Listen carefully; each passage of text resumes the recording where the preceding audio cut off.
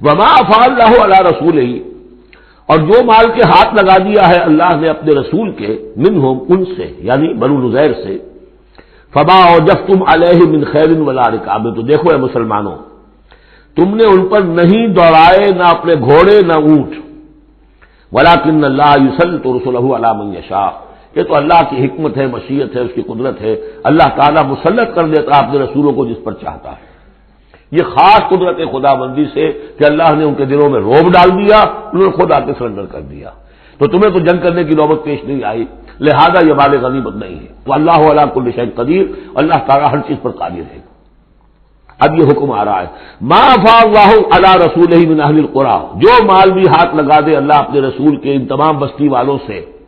فللہ وللرسول ولذی القربى والیتامى والمساکین وابن السبیل، اس کا جو مصرف ہے وہ یہ کہ اللہ اور اس کا رسول، اس سے مراد ہے اسلامی ریاست،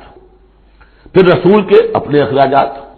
اپنی ازواج مطہرات کا دار نفقہ، اپنا جو ذمہ داریاں ہیں معاشرتی،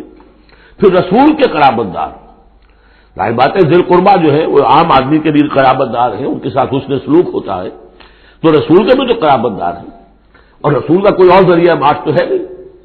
والیتامى والمساکین وابن السبیل، باقی اس کے علاوہ جو بھی مستحق ہیں، فقراء ہیں، غریب ہیں اور ان کے لیے محتاج ہیں، کہ لا یکون دولۃ بین الاغنیاء منکم، اور یہ اہم ترین اسٹیٹمنٹ آف آبجیکٹوز ہے، مقصد کیا ہے، کہ لا یکون، تاکہ ایسا نہ ہو کہ دولت تمہارے امیروں ہی کے مابین چکر لگاتی رہے، یعنی ظاہر بات ہے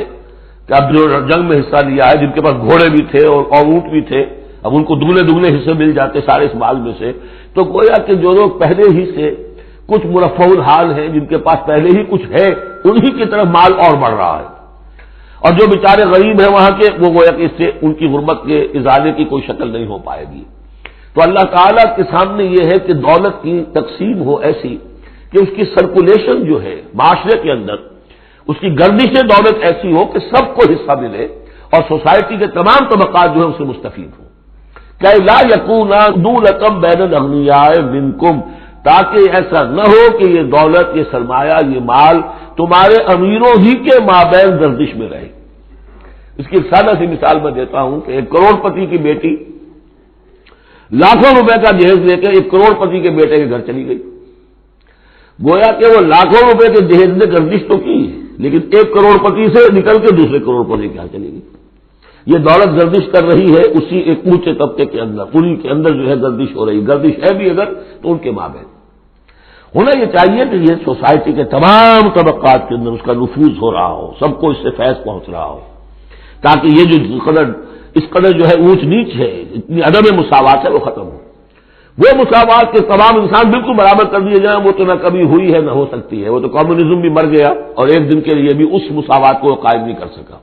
یہ ضرور ہے کہ انہوں نے جو اتنا فرق و تفاوت تھا، وہ نہیں ہے کہ جو امریکہ میں آج بھی ہے اور اس وقت بھی تھا، وہ فرق و تفاوت وہاں نہیں تھا،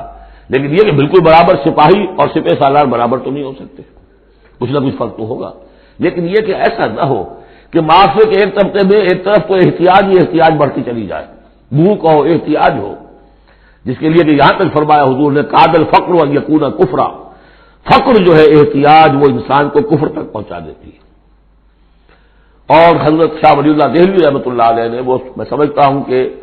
اس دور جدید میں جو بھی معاشی مسائل کی پیچیدگیاں پیدا ہونے والی تھی، اس کا بڑا گہرا فہم جو تھا سب سے پہلے جس عالم دین کو ہوا ہے وہ شاہ ولی اللہ دہلوی ہے۔ ان کا کہنا یہ ہے کہ جس معاشرے میں، جس ملک میں تقسیم دولت کا نظام غیر منصفانہ ہوگا، اس کا نتیجہ یہ نکلے گا کہ ایک طرف دولت کے انبار ہوں گے، نتیجہ یہ کہ عیاشیاں ہوں گی، بدماشیاں ہوں گی، دوسری طرف عام لوگ جو ہے وہ ڈھور ڈنگر بن کر رہ جائیں گے، وہ بار برداری کے جانوروں کی حیثیت اختیار کر لیں گے کہ صبح سے لے کے شام تک کمر توڑ دینے والی جو ہے مشقت کر کے بھی بمشکل اپنی ضرورت پوری کر رہے ہیں۔ تو گویا کہ یہ غیر مساوی نظام تقسیم دولت جو ہے یہ دو دھاری تلوار ہے، ادھر بھی کاٹ رہی ہے ادھر بھی کاٹ رہی ہے، جدھر ایکومولیشن آف ویلتھ ہو رہی ہے ادھر عیاشیاں ہیں، بدماشیاں ہیں، ادھر جو بھی کچھ ہو رہا ہے اللے تللے ہیں، نمود و نمائش کے لیے خرچ کیا جا رہا ہے، اس سے اور جو ہے دل پھٹ رہے ہیں۔ کسی بڑے سیٹ صاحب کی بیٹی کی شادی ہے اور پوری کوٹھی بقائے نور بنی ہوئی ہے، ایک ایک پتے کے ساتھ انہوں نے لگا رکھا ہے ایک ایک بل، اور دوسری طرف اس سیٹ کا کوئی نہ کوئی شوفر بھی ہے، کوئی اس کا کھانا پکانے والا ہے، کوئی چوکیدار ہے، کوئی مالی ہے، اور اس کے گھر میں بچی جو ہے بوڑھی ہو رہی ہے اور اس کا ہاتھ پیلا نہیں ہو سکتا، اس لیے کچھ نہیں ہے اس کے پاس، تو ان ملازمین کے دل میں ان کی محبت پیدا ہوگی یا نفرت پیدا ہوگی؟ انما یرید الشیطان ان یوقع بینکم العداوۃ والبغضاء، شیطان تو چاہتا ہے تمہارے مابین دشمنی اور بغض کے جذبات پیدا کرے، اور وہ پیدا ہو رہے ہیں۔ دوسری طرف فقر ہے، کاد الفقر ویقول کفرا، تو اس میں یہ ہے کہ ضرورت ہے کہ لا یکون دولۃ بین الاغنیاء منکم، نظام ایسا ہونا چاہیے کہ منصفانہ عادلانہ تقسیم ہو دولت کی، اور اس طرح سے مستقل طبقات بن کر نہ رہ جائے۔ وما آتاکم الرسول فخذوہ، اب ظاہر بات ہے کہ اس وقت فوری طور پر تو بڑا دھکا لگا ہوگا نا، اوس اور خزرج کے مسلمان جو تھے وہ جب آئے تھے، محاصرہ کیا تھا، توقع انہیں یہ ہوگی کہ مال غنیمت میں سے ہمیں ملے گا، تو فوری طور پر یہ سمجھ آخر انسان تھے، فرشتے تو نہیں تھے نا، تو انہیں یقیناً کوئی دھکا سا لگا ہوگا، شوق پہنچا ہوگا، لہذا اب اس کے لیے جو بھی ایک ایمان کو ان کے جو ہے اپیل کیا جا رہا ہے، وما آتاکم الرسول فخذوہ، اور دیکھو جو رسول تمہیں دے دے وہ لے لو، وما نہاکم عنہ فانتہوا، اور جس چیز سے روک دے رک جاؤ،